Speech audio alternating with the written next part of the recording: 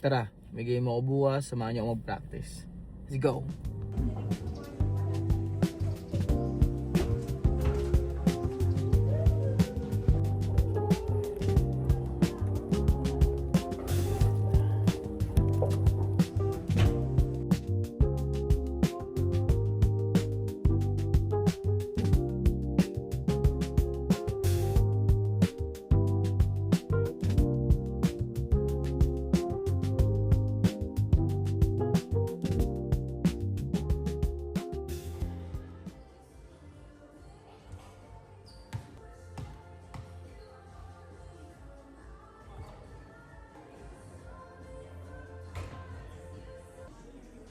So, for today, ang wino-work on natin ngayon is yung form ko, shooting, and then yung footwork.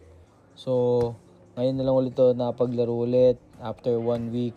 So, tinatry ko muna i-gauge kung nasa na ba ulit yung aking shooting form. Kasi, syempre, ang shooting form is muscle memory. And at the same time, inaano ko yung footwork ko just to make sure na kung sakaling di gumagana yung shooting ko, kaya ko pa ding sumalaksa kung mag-rate ng sarili kong shot.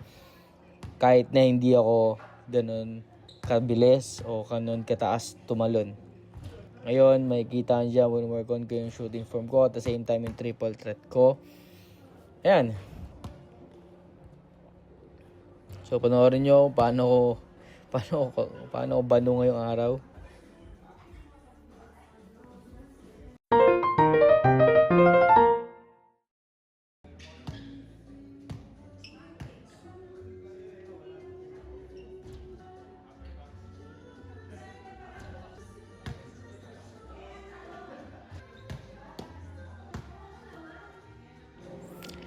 Marami ba sa inyo hindi alam o hindi nyo gets kung bakit nagtitraining pa rin ako or bakit naglalaro pa rin ng basketball, bakit nagyang pa rin ako mag-basketball despite of my height and age? Wala lang. It's for the love of the game. Hindi ko mapaliwanag kung bakit pero sobrang mahal na mahal ko talaga yung basketball. Hindi pong alam ko na wala na akong pag-asa mag-pro or wala na akong pag-asa mag-PBA or NBA.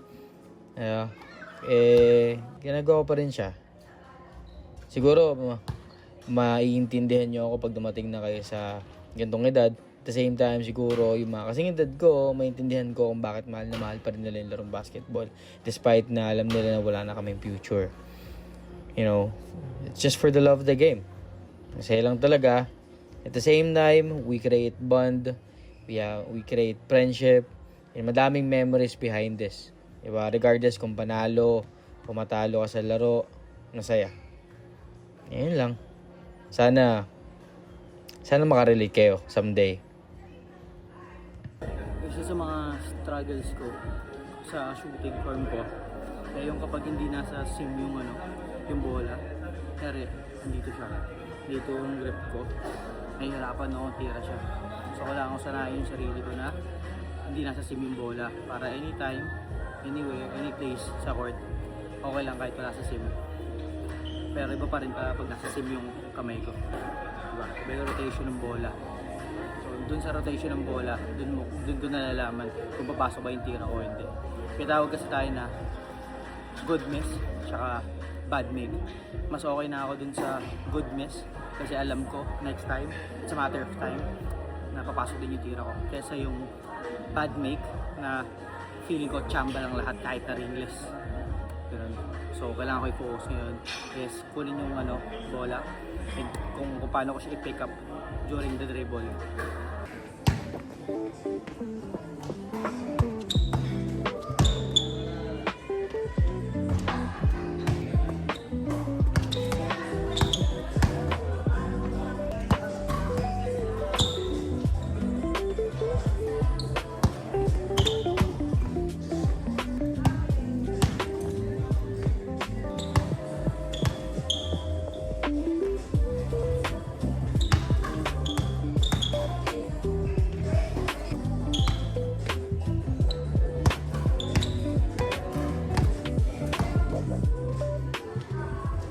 Sobrang tagal na pause natin. Feeling ko konti pa. So, 2 sets pa and then win tayo. Bounce na.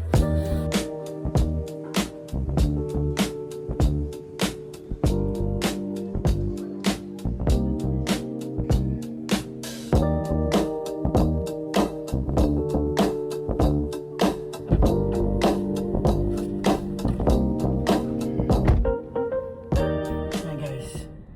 So, tapos ko lang mag-training. Tapos tayo mag-training. And uwi na tayo. Tangina na shit, alam ko na.